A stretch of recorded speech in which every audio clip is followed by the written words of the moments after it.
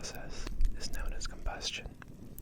But the way that stars burn is significantly different from the way that fires burn in combustion.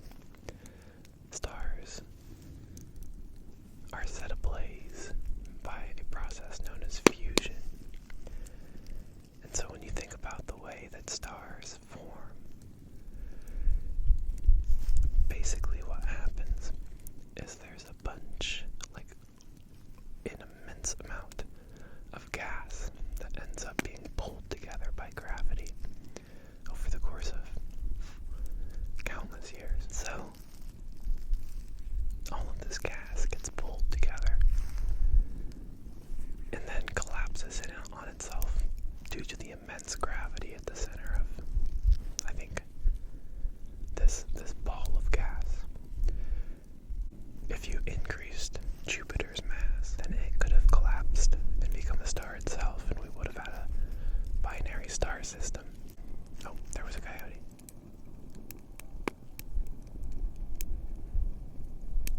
The one on my left is being pretty boisterous.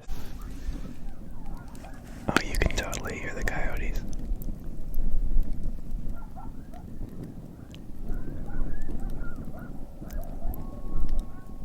Wow. So I got this campground. I guess this campsite. It was on Airbnb. I was hoping to film in Joshua Tree itself, but I think there was like a $400 film permit that I would have had to push through if I was going to do it the right way. And so I'm like, yeah, I'll just Airbnb it at like some campsite nearby. So when I was probably middle school age, I would go out on my trampoline, and I had I think it was an iPod Nano or something, and I'd sit out on the trampoline and just play music, or listen to music, I guess. And I think my favorite song to listen to under the stars was Hotel California. I don't know, there's just something about it. At nighttime, when you're looking at the stars and the moon, it just seemed to fit, to me at least. But yeah, anyway, I think it's interesting, the different theories, or the primary theory of the way that the moon formed. Apparently, early in the Earth's formation, some pretty massive, like maybe exoplanet or some type of other planet besides Earth, slammed or smashed into Earth, and then the debris field basically was collected by gravity and formed the moon. And when you think about how the moon orbits the Earth, it has to travel at a pretty precise speed in order to maintain its orbit. It's also pretty interesting to me that various cultures have all kind of been entranced by the stars, and I think rightfully so. And you look at just about any culture and they'll have their own stories. I wonder what our ancestors would have thought about how much we've discovered about the stars, and how many of them there are, and then how many galaxies just like our own there are out there. And I'm kind of just looking at the moon because, oh my gosh, it's a full moon tonight, by the way, not the best for stargazing, but it is pretty spectacular out here. It does make you wonder if there's life out there besides us, or at least sentient life. That might be a big ask. I'm not sure. Just thinking about the trillions of galaxies, each with billions of stars.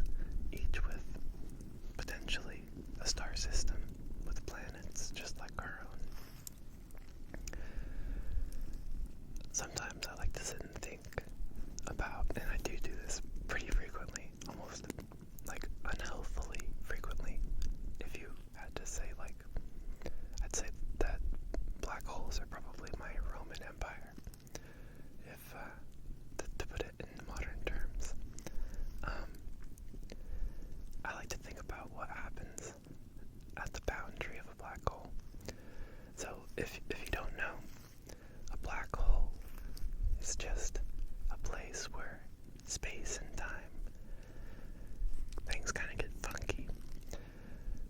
It forms due to a collapsed neutron star, which is a very, very dense object, which is typically spinning pretty rapidly. And if it is spinning pretty rapidly, I think it's called a pulsar. But it forms due to this collapsed neutron star, a very dense object. And it basically warps the fabric of space-time to a point where light can no longer escape. Although, I think it has been, I'm not sure, proven yet. But Stephen Hawking theorized that even though light cannot escape from a black hole, there are some forms of radiation which may be able to escape the event horizon of a black hole. The fact that space-time is able to warp so drastically in order to form this black hole is absolutely, incredible to me. And I like to think about what happens at the smallest of subatomic scales when you get down to the strings, if there are strings. If string theory is true, we don't even know. What happens at this smallest of subatomic scales if there are strings? What happens to the strings when they are fed into the event horizon of a black hole? And by the way, the event horizon is just the place at which objects' material mass can no longer get out of a black hole's grasp. And I was listening to this video by I think a Princeton physicist the other night, and she was saying that a black hole isn't really a place in space, but rather more a time in your future if you pass through this event horizon, which is once again just the place where you can no longer escape the grasp and the mere gravity of the black hole. No matter what, there's nothing that you can do to get out. Oh, this is warming my feet up just fine. Oh my gosh, my feet are smoking. Oh, am I burning my soles? Oh, I just burned the soles of my shoes. But, oh my god. So the event horizon, and we know this. We know that we cannot escape the grasp of a black hole, at least without becoming radiation ourselves first. It's because in order to escape the grasp after passing through the event horizon, you would have to be moving faster than the speed of light. And we know that that's not possible. But just thinking about what would happen at the smallest of levels when you become spaghettified. And that's a theory of what will happen when you do enter a black hole, is spaghettification. Basically, your legs would be pulled. And this is very cheery ASMR stuff, by the way. Your legs would be stretched at a higher rate than your head. And so you would basically warp into a spaghetti string of very, very small size. Oh my gosh, I just can't get over my feet. Got the soles of my shoes started to burn, the rubber on them. But I did have them pretty close to the fire, so I mean that was kind of silly of me. But so this spaghettification happens, and I'm wondering, does it happen down to the level of the string, if there are strings? Those are the things that I like to think about. If you've never seen a picture of a black hole, one of the pictures released, I would highly recommend it. It's very interesting. You can see the donut shape around it. But of course the black hole is just a piece of darkness where light can't escape, where nothing can escape besides potentially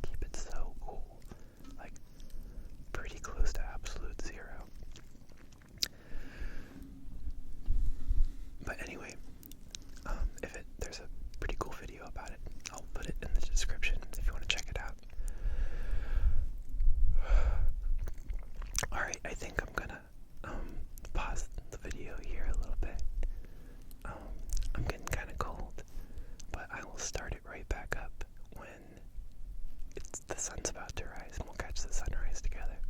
Sound good? See you guys soon. Alright, we're back. The sun should be coming up pretty quickly behind us. Well, I guess not quickly, but...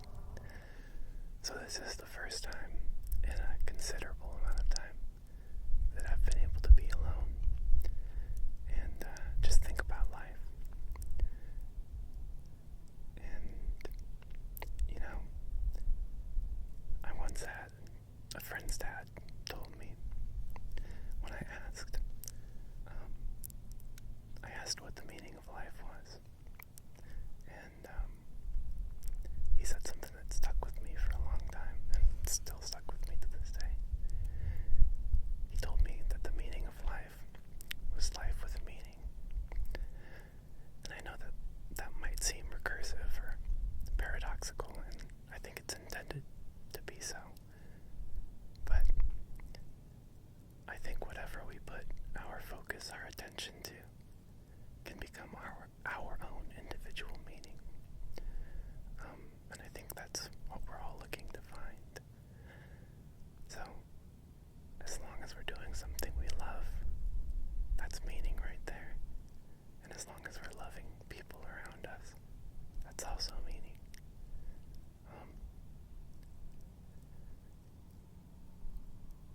As the sun rises, my gosh, I am so cold. I'm sorry, I'm like shivering here. As the sun rises and sets, so too does our life. But the cool thing about life is that every day we have an opportunity to make meaning and create it ourselves by doing the things that we love and loving the people around us, and not around us, extending that empathy outwards beyond our field of reach. And I think that that's something that's rare, but it's something that's important.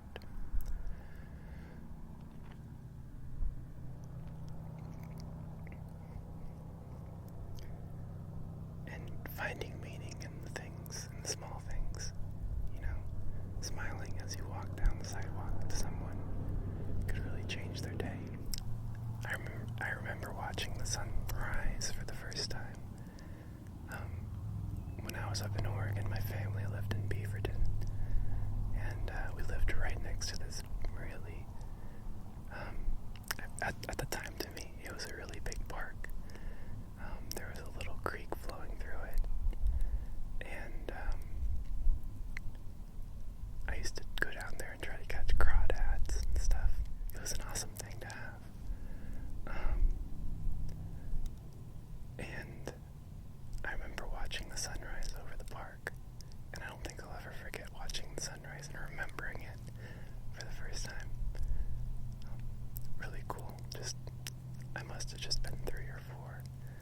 But looking out the window and then seeing the sun come up, I remember being curious as to like what makes this happen. Why does the sun come up?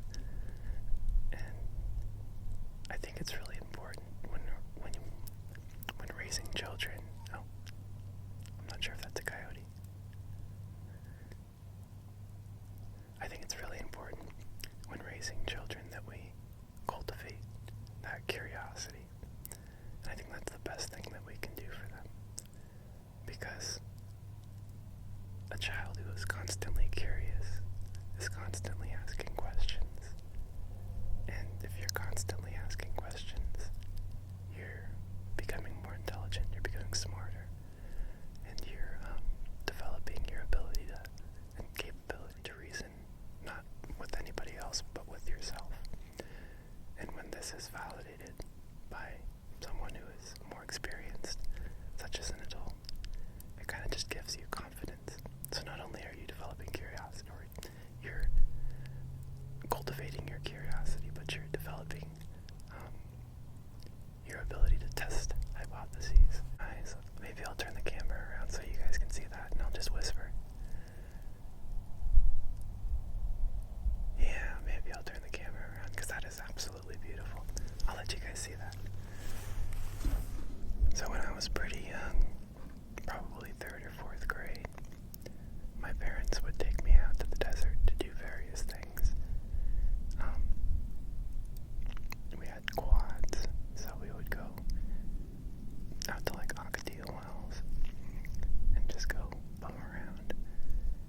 was kind of cool to have that freedom as well. And thinking on my parenting, I don't know, am I giving my kids enough freedom or too much? It's always tough to figure out the balance. It's not like there's a handbook for, my kid or my kids that would help me figure out exactly how much freedom I should give each individual child. But I tend to lean more towards the side of giving them as much freedom as possible and letting them kind of develop themselves, build themselves up that way. But anyway, another thing that we would go out and do is go mining and rock hounding in the desert. And in the weirdest of places we would find, fossils. Like fossil shark teeth up in Sharktooth Hill in Bakersfield. And then we would go out to Blythe. And sorry guys, I'm a little cold, so it might sound a little bit wavery on my voice, but we would go out to Blythe, and there was a place called the Opal Hill Mine. And there were two elderly people who ran the mine. And one of them told us the story of when she went into a coma. She was in a coma for like 2 years. And supposedly, in this coma, an angel visited her and took her to 7 places that she could potentially live in heaven. And that could be her heaven. And this is her story. And I still remember it even though I was in only 3rd or 4th grade. And so the angel took her up on top of a mountaintop, the highest of mountaintops, and then down to the deepest of valleys, next to the ocean. And so when this angel was done taking her to the 7 different places where she could live or reside for eternity, she turned to the angel and asked, "Are there fire agates in heaven?" And that's when she woke up. And I think that's really interesting. And it kind of reveals something about human nature. That no matter how grandiose or awesome a place is that we are currently at or offered, we always want that one thing, that one little extra thing. And I don't know, maybe that's just my analysis of it, but interesting nonetheless. So as the sun rises behind us, and we're going to be hearing some more cars, I think it'd be kind of interesting to talk about the Doppler effect. So, how do we know whether a car is coming towards us or away from us? We can listen to the frequency or the pitch of the sound waves being produced. So as a car is coming towards you, the frequency is actually increased because the speed of sound remains constant. So when something is going faster, and it kind of pushes the sound waves or compresses the sound waves so that they have a higher frequency. In other words, so if this is a normal sound wave, then the frequency is how quickly it completes the cycle. It goes all the way from down to up, back down. So that's one cycle. So it's able to go more quickly through these cycles because the sound waves are being compressed. And therefore, the pitch changes. And as we kind of listen, it sounds like the pitch is increasing here. If you guys can kind of hear it. So that means the car is coming towards us. The sound waves are being compressed.